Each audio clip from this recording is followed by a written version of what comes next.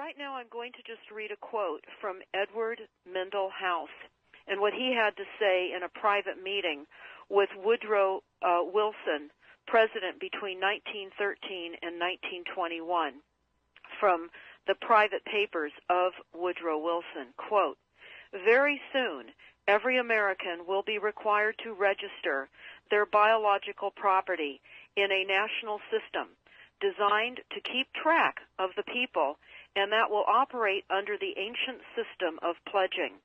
By such methodology, we can compel people to submit to our agenda, which will affect our security as chargeback for our fiat paper currency. Every American will be forced to register or suffer not being able to work and earn a living. They will be our chattel, and we will hold the security interest over them forever by operation of law merchant under the scheme of secured transactions.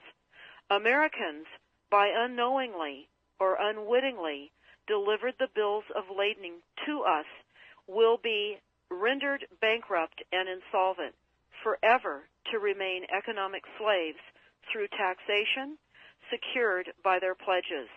They will be stripped of their rights and given commercial value, designated to keep us a profit that will be none the wiser.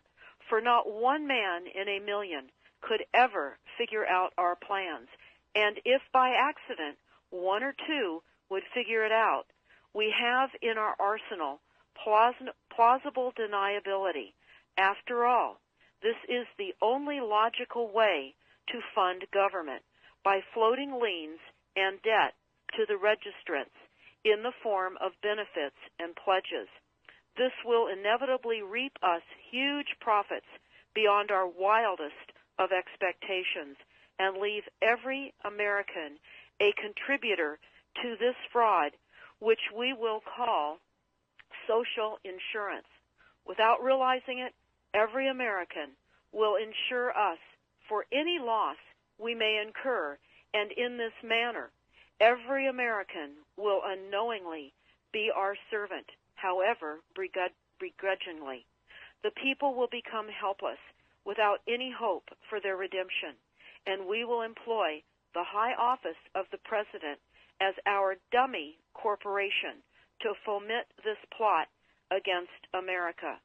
Having established plausible deniability, even if people become enlightened that they had a remedy and pursued it, the attorneys, judges, and legislators could claim that they did not understand the people's claims, especially if the technical requirements for achieving it were not followed pursuant to statutory requirements. Requiring the public schools to teach civics, government, and history classes out of federally approved, politically correct textbooks written by the publishing houses, owned by the owners of the Federal Reserve, would assure that the people would not discover the remedy for a long time, if ever.